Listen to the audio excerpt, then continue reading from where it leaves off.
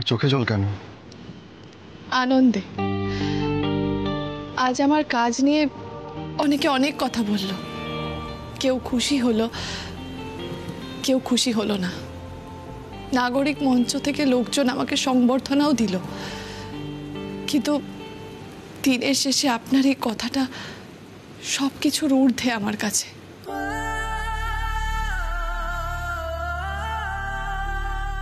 কিন্তু এই কাজটার জন্য আপনার কাছ থেকে আমি একটা পুরস্কার চাই। কি পুরস্কার? আপনি আমাকে কথা দিন, আমার কোনো কিছু কখনো যদি আপনার ভুল মনে হয় আপনি আমাকে সরাসরি বলবেন। দয়া করে প্লিজ আমাকে কখনো আপনি ভুল বুঝবেন না। এই একটা কথা আমাকে দিন প্লিজ।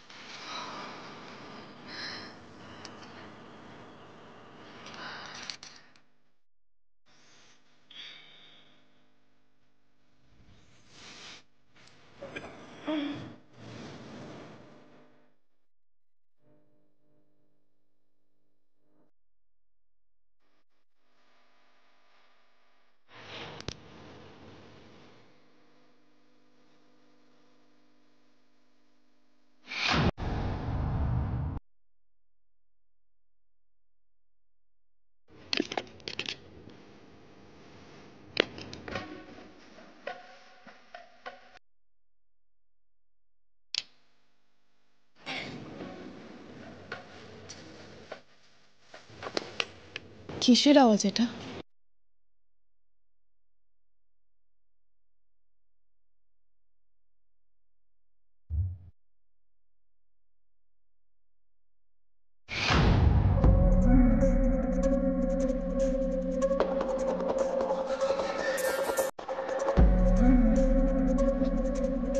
তুবড়ি এত রাত্রেবেলায় কোথায় গেল?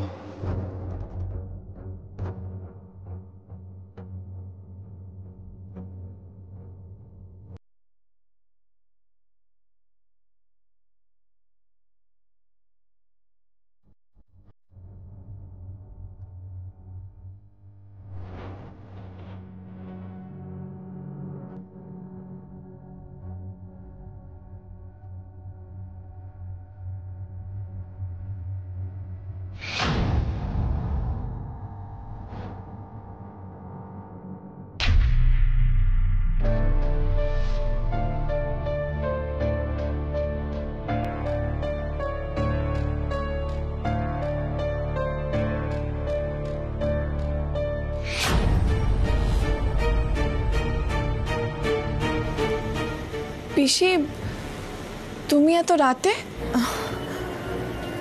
কি? ও আমি ঘুম আসছিল না, তাই একটু পায়চারি করছিলাম।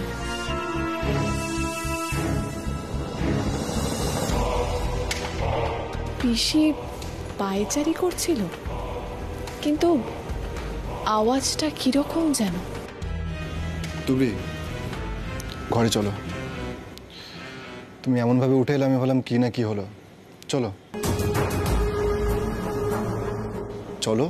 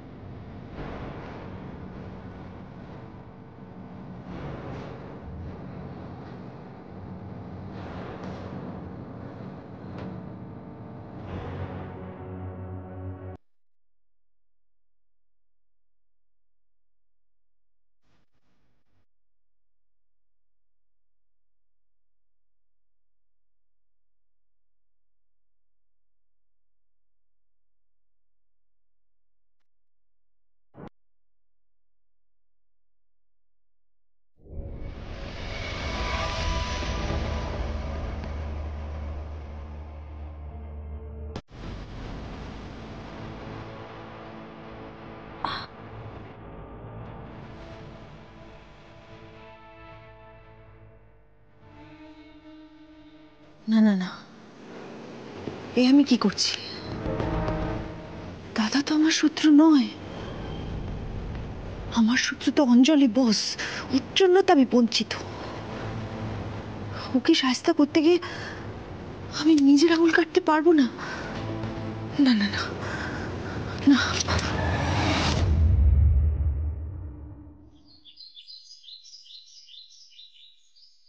তুবড়ি, তুবড়ি কোথায় গেলি? শিগগিরই আয় এদিকে। বাবা, হ্যাঁ? কি হয়েছে? তুমি ঠিক আছো তো? কি হয়েছে বাবা? না, একদম ঠিক নেই আমি। ওমা, সে কি? কেন, কি হলো? আমি বলছি, আগে তুবড়িকে আসতে দে এখানে। আরে কি হয়েছে বলবে তো, না বলে। ওই তো নাদু এসে গেছে, বল। তুবড়ি, তুবড়ি দেখ, দেখ তোর ছবি বেরিয়েছে কাগজে। হ্যাঁ? কই কই, দেখি দেখি দেখি, আমি দেখি। ও মা, কি আনন্দ যে হচ্ছে না আমার। আমি সবাইকে ডেকে বলবো, হ্যাঁ, যে আমাদের বাড়ির নাত বইয়ের কাগজে ছবি বেরিয়েছে। কিন্তু তুবড়ি, তোমার তো দায়িত্বও অনেক বেড়ে গেল। এবার দেখবে কোথাও কিছু হলেই নাগরিক মঞ্চ থেকে তোমার ডাক আসবে।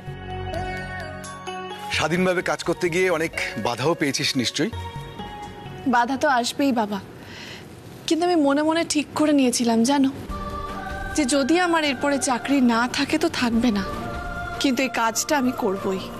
ঠিক, একদম ঠিক তুবড়ি, তুই এইভাবেই এগিয়ে যা। কোনটা ঠিক কোনটা ভুল সেই সিদ্ধান্ত তুই নিবি, কারো কথা শুনবি না। তুবড়ি, তোকে অনেক বড় হতে হবে রে মা, অনেক বড়। তোকে আইপিএস হতেই হবে। সেটাই আমার লক্ষ্য বাবা। তোমরা সবাই আমায় আশীর্বাদ করলে আমি নিশ্চয়ই একদিন আইপিএস অফিসার হব।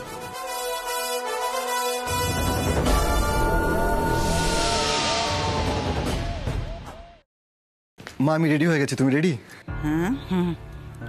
আমি রেডি আছি, চলো। বাই দ্য ওয়ে, তুই কিসের জন্য রেডি হচ্ছেন? অফিসের জন্য মা। আমি ভাবলাম অন্য কিছুর জন্য। আমি তো তোমাকে আরো একটা কথা বলেছিলাম,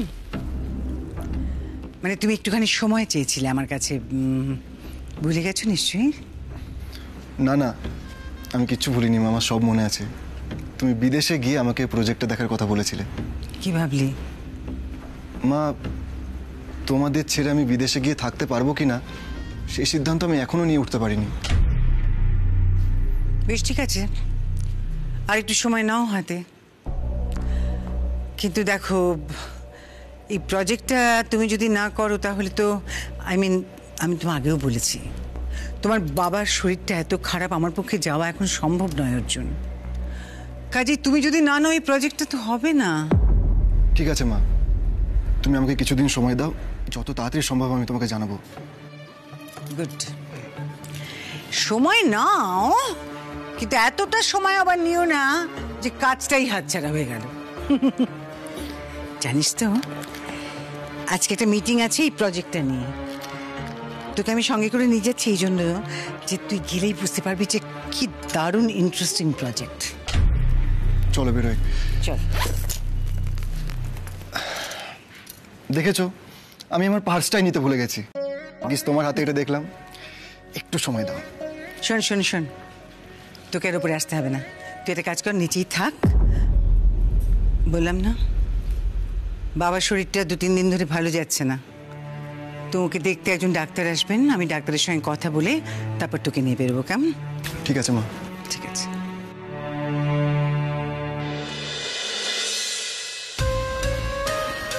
ও বৌদি, এসব আমি কি শুনছি? কি হলো? তুমি নিজের নাক কেটে তুবড়ির যাত্রা ভঙ্গ করছো? মানে মানে তুমি অর্জুনের থেকে তুবড়িকে আলাদা করার জন্য অর্জুনকেই বিদেশে পাঠিয়ে দিচ্ছ? আর এটা তো চোরের ওপর রাগ করে মাটিতে ভাত খাওয়ার মতো। আমার কাজটা আমি খুব ভালো করে বুঝি যে আমি কি করব। আমার কাজটা তুমি আমাকেই করতে দাও মহুয়া, সব ব্যাপারে মাথা গলাতে এসো না। আরেকটা কথা, এই কথাটা এখনই 5 কান করতে যেও না, আর সেটা যেন মাথার মধ্যে গাঁথা থাকে তোমার।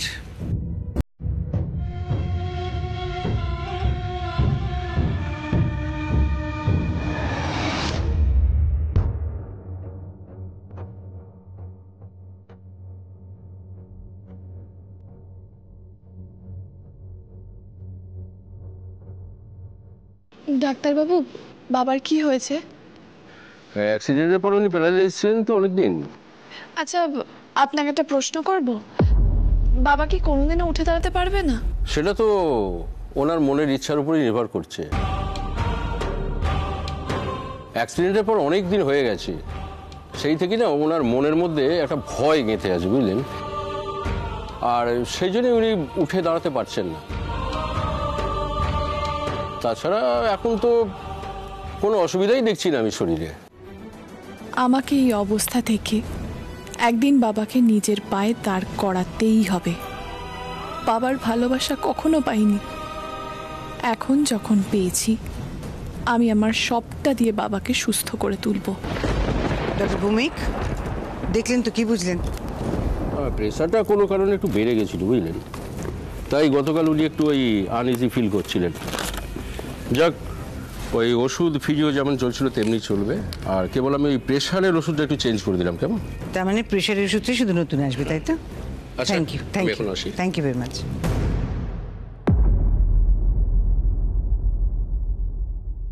চলো বাবা, চলো। চলো মানে কোথায়? হ্যাঁ তাই তো, কোথায় যাব? বাবা, কাল তোমায় কি বললাম? ঘুরতে নিয়ে যেতে পারিনি বলে আজ 2 ঘন্টা ঘুরবো আমরা। এখন 1 ঘন্টা আর বিকেল আরেক ঘন্টা।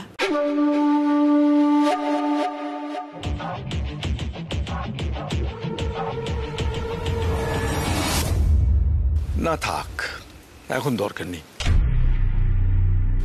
আজকে ছেড়ে দে। কেন দরকার নেই? দরকার আছে, চলো।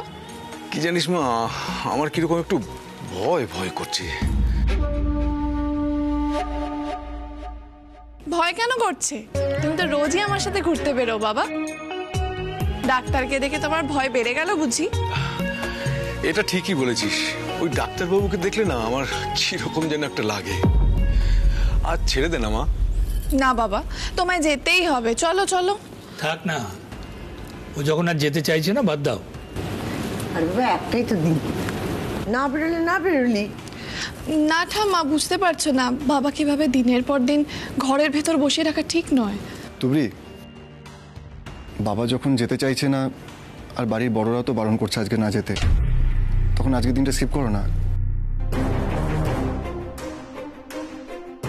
ভয়কে প্রশ্রয় দিলে ভয় আরো চেপে বসবে। বাবাকে নিয়ে যেতেই হবে, আগে এই ভয়টা কাটাতে হবে। তুবড়ি, কাল যা কিছু হলো তার ফলে তুমি নিশ্চয়ই এখনো সেই আবেশেই ভাসছো। তাই আমার মনে হচ্ছে যে তুমি কি ঠিক মতন নজর রাখতে পারবে তোমার বাবার দিকে? হ্যাঁ মা, পারবো। দায়িত্ব যখন নিয়েছি তখন আমায় পারতেই হবে। অর্জুন, তাহলে চলো আমরা বেরোই।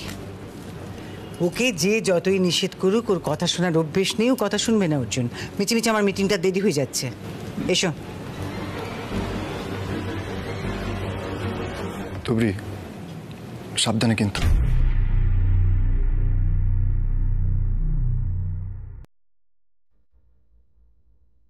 তুবড়ি, সাবধানে যেও।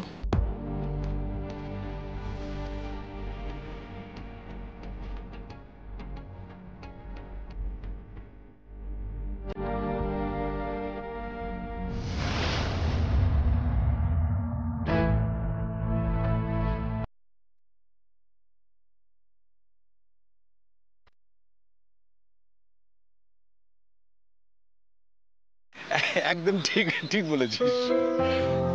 আচ্ছা বাবা, যেই ডাক্তারবাবু তোমায় দেখছেন উনি কি তোমায় শুরু থেকে দেখছেন? হ্যাঁ, কেন বলতো? না, সেটা পরে বলবো। তুমি আগে আমায় এটা বলো, তোমার অ্যাক্সিডেন্টটা কতদিন আগে হয়েছিল? দিন কি বলছিস, কত বছর হয়েছে সেটা জিজ্ঞাসা কর। সে অনেক বছর হয়ে গেল রে, কিন্তু তুই এসব কথা জিজ্ঞাসা করছিস কেন? বাবা, ডাক্তারবাবু আজ বলছিলেন তোমার শরীরে কোনো অসুবিধা নেই, শুধু তুমি পায়ে জোর পাচ্ছ না। এ জোর আর ফিরবে না রে মা, ফিরবে না।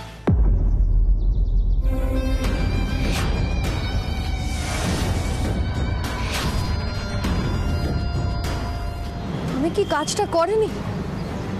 ওকে বললো না কেন? তাহলে কি আমার প্ল্যানটা জ্বলে যাবে আজকে? ডাক্তারবাবু ঠিকই বলেছেন বাবা, তুমি মনের জোর পাচ্ছ না, আর হাঁটতে হলে কিন্তু মনের জোর লাগবেই। পৃথিবীর যে কোনো কাজে মানুষের মনে যদি জেদ থাকে না যে সে সেটা করবে, সেটা সে করেই ছাড়বে। আমি যখন প্ল্যান করেছি সেটা করেই ছাড়বো। ইন্টারনেট থেকে আগে আমাকে একটা টেম্পোরারি নাম্বার দিতে হবে যেগুলো দিয়ে স্ক্যাম করা যায়। আমার নাম্বার আমি ইউজ করতে পারবো না, আর একটা ভয়েস চেঞ্জিং অ্যাপ ডাউনলোড করতে হবে, নাহলে তুবড়ি আমার গলা চিনতে পেরে যাবে। তোমার তো ইচ্ছে শক্তি থাকতে হবে বাবা, না হলে কিন্তু পৃথিবীর কোনো ডাক্তার তোমাকে হাঁটাতে পারবে না।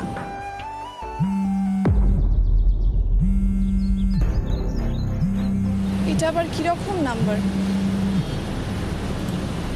হ্যালো, তুলি বোস বলছেন? হ্যাঁ বলছি।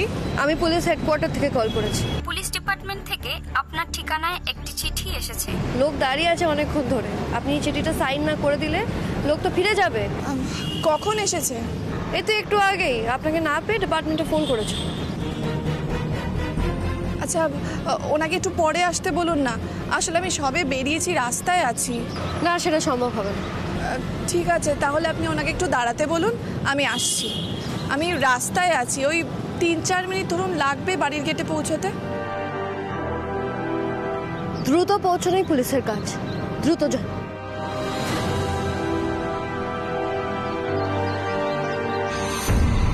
কি হলো রে তুবড়ি? বাবা, আমার একটা চিঠি এসেছে, বুঝেছো? আমাকে সই করে নিতে হবে, তাই এক্ষুনি যেতে হবে, নাহলে চিঠিটা ফেরত চলে যাবে। চলো যাই, অন্যদিন ঘুরবো। হ্যাঁ, আমি বলছিলাম যে তুই যদি এখন ঠেলে ঠেলে নিয়ে যাস তাহলে অনেকটা দেরি হয়ে যাবে। তুই বরং গিয়ে চিঠিটা নিয়ে আয়, আমি এখানে একটু বসি। হ্যাঁ, এটা তো ভালো বলেছো তুমি। তাহলে এক কাজ করো, তুমি এখানে বসো, আমি ছুটে যাব আর আসবো।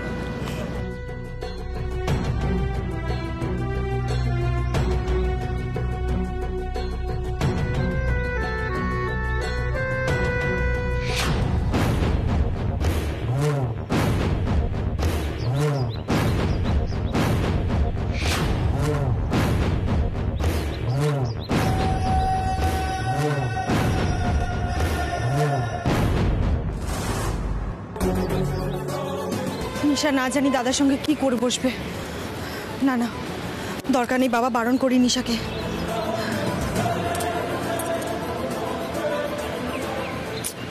মেয়েটা সুইচ অফ করে রেখেছে ফোনের। তুবড়ি কোথায় গেল দাদাকে নিয়ে?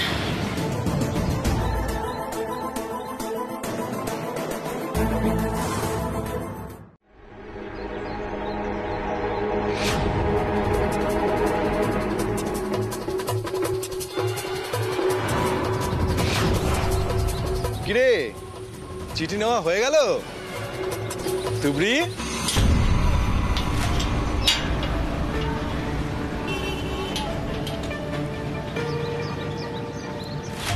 কই কাউকেই তো দেখতে পাচ্ছি না, কেউই তো চিঠি দিতে আসেনি। দাদা, এখানে কেউ চিঠি দিতে এসেছিল?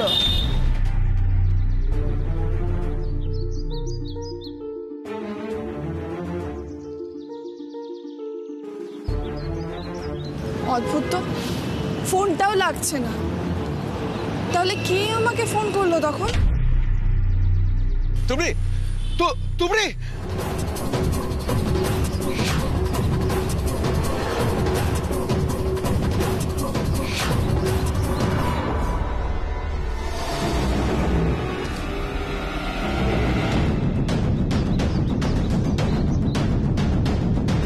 দাদা,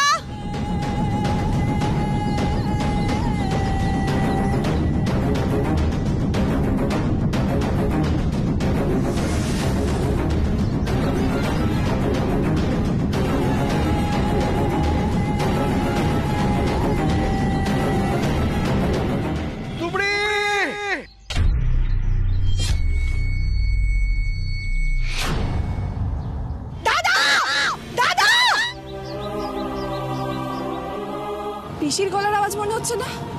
তাহলে বাবা?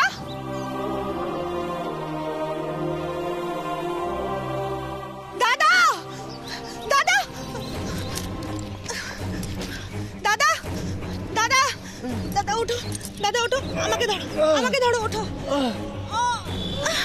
তুবড়ি